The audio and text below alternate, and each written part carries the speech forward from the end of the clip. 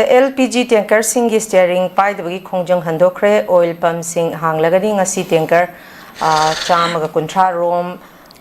laklagani haidana hairi masida khoi security convoy circulate tawba hawragani habesu hairi masi mamang thagi tang taraga manga dagi khoi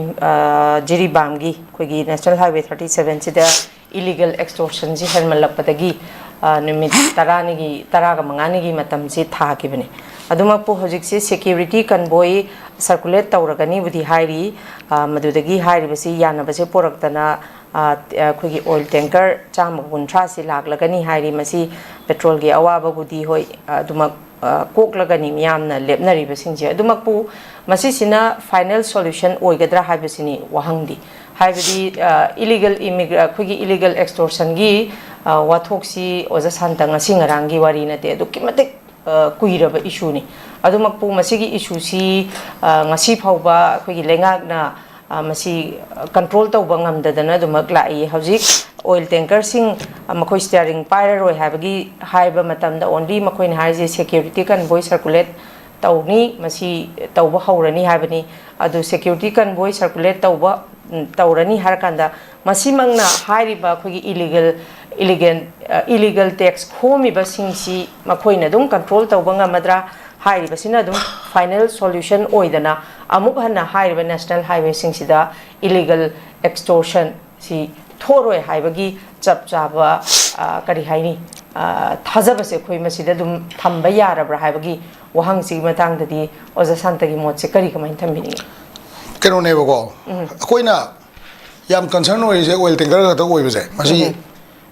oil tanker na taba no da ga ila is 250 or mane maximum yes ade convoy ani pi ta de no da 400 gari pu ga ji de ma ton da gina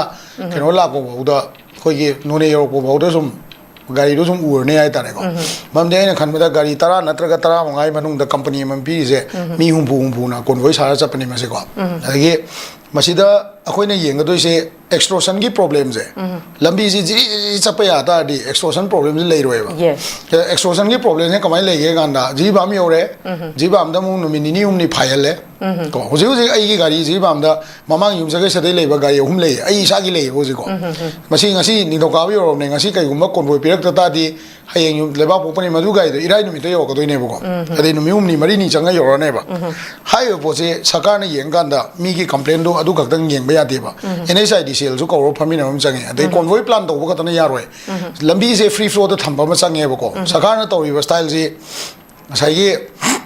lambi da lupa to mi am le na ko kano convoy to ga chalhan ge na ha ga ayu ki pung taruk tai thawal laga nungthin gi pung ani soi ba da khoi gi kano awang khun ko awang khun natraga kano yongon ba khoi gi ke ani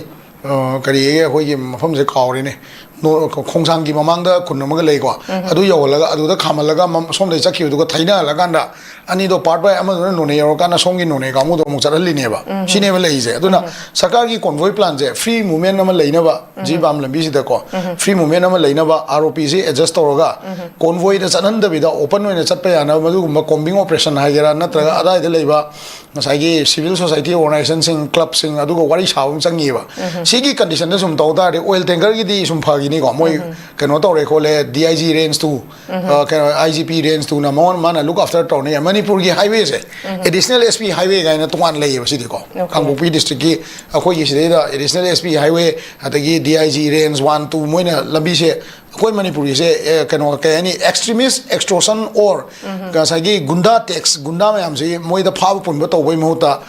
tanker jing se gunda mayam da gi kamai da protector ga pochai gari se kamai protector puni na dum kok tha da le re ba adu na ta ba ama yeng ba ma changi akoi gi hoji ki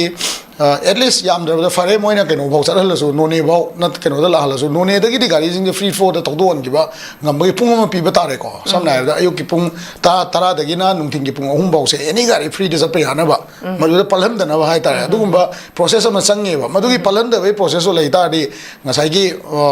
marakta lambi da thalak ba gari khamalamba adu gum ba gari sing do police na phabi ba ma changi ba ngasai gi mi sing do ko phar ga inquiry to bum changi madu gi process to bang me ha kan koi highway se noi ne ba convoy model da koi manipur highway se noi ne ji di manglan gi wari ne ko se si manglan gi wari ne aduga oil tanker ga sarkar ga wari sana ba si ngasi ꯑꯍꯥꯟꯕ ꯅꯠꯇꯦ ꯃꯃꯥꯡꯗꯁꯨ ꯃꯣꯏ ꯅꯣꯡꯃꯩ caption ꯃꯇꯝꯗꯁꯨ ꯔꯤꯇꯥꯂꯤꯌꯦꯠ ꯇꯧꯕꯒꯤ SOP ꯑꯃ ꯁꯦꯝꯈ꯭ꯔꯕꯅꯦ ꯑꯗꯨ ꯃꯣꯏ ꯔꯤꯇꯥꯂꯤꯌꯦꯠ ꯇꯧ ꯉꯝꯗꯦ ꯑꯗꯒꯤ ꯍꯧꯖꯤꯛ ꯂꯩꯔꯤꯕ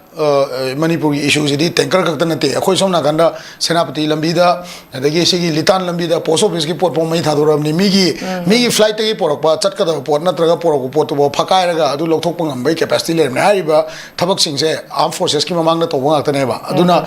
ꯑꯩ ꯉꯁꯥꯏ ꯍꯥꯏꯖꯕꯗꯣ ꯆꯤꯐ ꯃꯤꯅꯤꯁꯇꯔꯅ ꯑꯦꯅꯤ ꯆꯤꯐ ꯃꯤꯅꯤꯁꯇꯔ ꯑꯣꯏꯁꯅꯨꯀꯣ ꯍꯧꯖꯤꯛꯀꯤꯁꯤꯁꯨ ꯑꯣꯏꯁꯅꯨ ꯑꯅꯧꯕꯁꯨ ꯂꯥꯛꯁꯅꯨ ꯃꯅꯤꯄꯨꯔꯒꯤ ꯑꯣꯏꯅꯗꯤ ꯆꯤꯐ ꯃꯤꯅꯤꯁꯇꯔꯁꯤꯅ ꯍꯣꯝ ꯃꯤꯅꯤꯁꯇꯔꯁꯤꯅ ꯃꯥꯅ ꯉꯥꯡꯉꯤꯕꯗꯨꯒ ꯇꯧꯊꯣꯔꯤꯗꯣ ꯆꯥꯟꯅꯕ ꯑꯃ ꯆꯪꯉꯦ ꯑꯗꯨꯒ ꯀꯣꯟꯚꯣꯏꯅ ꯃꯅꯤꯄꯨꯔꯒꯤ ꯀꯩꯅꯣꯁꯤ ꯄ꯭ꯔꯣꯕ꯭ꯂꯦꯝ ꯁꯣꯜቭ ꯇꯧꯕ ꯉꯝꯃꯣꯏ ꯑꯩꯈꯣꯏꯒꯤ ꯖꯤꯔꯤꯕꯥꯝꯗꯒꯤꯅ ꯃꯐꯝ ꯑꯃꯐꯥꯎ ꯀꯣꯟꯚꯣꯏ ꯄꯣꯔꯛꯑꯁꯨ ꯑꯗꯨꯗꯒꯤ ꯐ꯭ꯔꯤ ꯐ꯭ꯂꯣꯗ ꯊꯧꯍꯟꯕ ꯑꯃ ꯆꯪꯉꯦꯕ ꯃꯔꯛꯇ ꯒꯥꯔꯤꯁꯦ ꯌꯥꯝ ꯄꯩꯃꯟꯈꯤꯗꯅ ꯀꯅꯥꯒꯨꯝꯕ ꯑꯃꯅ ꯍꯥꯏꯀꯣ ꯑꯩꯈꯣꯏ ꯄꯦꯇ꯭ꯔꯣꯜ ꯇꯦꯡꯀꯔꯒꯤꯁꯤꯗꯤ ꯃꯣꯏꯗꯤ ꯐꯤꯛꯁꯇ ꯂꯥꯛꯄꯅꯤꯅ ꯃꯣꯏꯒꯤꯗꯤ ꯄꯩꯁꯥꯗꯣ ꯐꯨꯀꯠꯐꯝ ꯂꯩꯇꯦ ꯕ꯭ꯂꯦꯛꯇ ꯌꯣꯟꯕꯁꯨ ꯌꯥꯗꯦ ꯑꯗꯨꯅ ꯐꯨꯀꯠꯐꯝ ꯂꯩꯇꯕꯅꯤꯅ ꯑꯩꯈꯣꯏ ꯁꯤ ꯇꯦꯛꯁꯁꯦ ꯄꯤꯕꯗ ꯑꯩꯈꯣꯏ ꯉꯝꯗ꯭ꯔꯦ ꯍꯥꯏꯔꯕꯅꯦꯕꯀꯣ ꯀꯅꯥꯒꯨꯝꯕ ꯑꯃꯅ ꯆꯤꯅꯤ ꯄꯣꯔꯛꯄ ꯑꯇꯣꯞꯄ ꯏꯇꯦꯕꯜ ꯄꯣꯔꯛꯄ ꯑꯁꯇꯥꯎ ꯄꯣꯔꯛꯄ ꯃꯣꯏꯗꯗꯤ ꯇꯥꯡꯅ ꯌꯣꯟꯒꯅꯤꯅ ꯇꯥꯡꯅ ꯌꯣꯟꯈꯠꯂꯛꯄ ꯌꯥꯏꯌꯦꯅ ꯍꯥꯏꯀꯣ ꯑꯂꯨ ꯄꯣꯔꯛꯄ ꯀꯥꯡꯕꯨ ꯇꯤꯜꯍꯧ ꯄꯣꯔꯛꯄ ꯀꯥꯡꯕꯨꯗꯀꯣ ꯍꯥꯏꯔꯤꯕ ꯄꯣꯠꯁꯦ ꯇꯦꯛꯇ ꯀꯥꯏꯗꯅ ꯌꯧꯔꯛꯑꯀꯥꯟꯗ ꯇꯥꯡꯅ ꯌꯣꯟꯕ ꯌꯥꯕꯩ ꯋꯥꯅꯦꯕ ꯇꯦꯛꯅ ꯑꯂꯨꯗꯨ ꯇꯪꯈꯥꯏ ꯍꯦꯟꯅ ꯄꯠꯂꯒ ꯀꯦꯖꯤ ꯂꯥꯛ ꯀꯨꯟꯊ꯭ꯔꯥ ꯀꯦꯖꯤ ꯂꯤꯁꯤꯡ ꯀꯨꯟꯊ꯭ꯔꯥ ꯄꯣꯔꯛꯄ ꯑꯂꯨꯗꯨ ꯇꯪꯈꯥꯏ ꯍꯦꯟꯅ ꯄꯠꯂꯒ ꯀꯦꯖꯤ ꯂꯤꯁꯤꯡ 10 ꯈꯛꯇꯪ ꯂꯦꯝꯍꯧꯔꯗꯤ ꯂꯨꯄꯥ 200ꯗ ꯌꯣꯜꯂꯁꯨ ꯚꯔꯥ ꯐꯥꯎ ꯍꯟꯖꯤꯟ ꯉꯝꯗꯦ ꯍꯥꯏꯕꯅꯤꯗ ꯑꯗꯨꯒꯤ ꯄꯣꯠꯇꯣ ꯁꯔꯀꯥꯔꯅ ꯃꯨꯟꯅ ꯌꯦꯡꯕ ꯑꯃ ꯆꯪꯉꯦꯕ ꯁꯔꯀꯥꯔꯒꯤ ꯑꯣꯏꯅꯗꯤ ꯇꯉꯥꯏ ꯐꯗꯅ ꯑꯥꯎꯠꯄꯣꯁ ꯂꯩꯇꯕ ꯖꯒꯥꯁꯤꯡꯗ ꯀꯣꯟꯚꯣꯏ ꯄꯤꯕ ꯇꯥꯔꯒꯁꯨ ꯅꯣꯅꯦꯗꯒꯤ ꯏꯝꯐꯥꯜ ꯐꯥꯎ ꯑꯣꯔ ꯑꯋꯥꯡꯈꯨꯜꯗꯒꯤ ꯏꯝꯐꯥꯜ ꯐꯥꯎꯁꯤꯗꯤ ꯑꯗꯨ ꯖꯒꯥꯗꯣ ꯍꯦꯛ ꯌꯧꯕꯗ ꯃꯣꯏꯅ ꯑꯦꯟꯇ꯭ꯔꯤ ꯇꯧꯔꯒ ꯀꯩꯊꯦꯜꯃꯥꯟꯕꯤꯒꯤ ꯄꯣꯁꯁꯤꯗ ꯒꯥꯔꯤꯁꯤꯡꯗꯣ ꯏꯝꯐꯥꯜ ꯌꯧꯈ꯭ꯔꯕ ꯌꯧꯗ꯭ꯔꯤꯕ ꯍꯥꯏꯕꯁꯦ ꯁꯤ ꯄꯨꯕꯤꯕ ꯑꯃ ꯆꯪꯉꯦ ꯃꯣꯏꯒꯤ ꯗ꯭ꯌꯨꯇꯤꯗꯣ ꯇꯧꯔꯤꯑꯅ ꯎꯠꯅꯕ ꯍꯣꯠꯅꯕꯗ ꯃꯤꯌꯥꯝꯒꯤ ꯆꯥꯅꯕ ꯋꯥꯠꯍꯟꯕꯁꯦ ꯑꯐꯕ ꯊꯕꯛ ꯅꯠꯇꯦꯅ ꯁꯨꯃꯥꯏꯅ ꯇꯝꯖꯒꯦ Okay.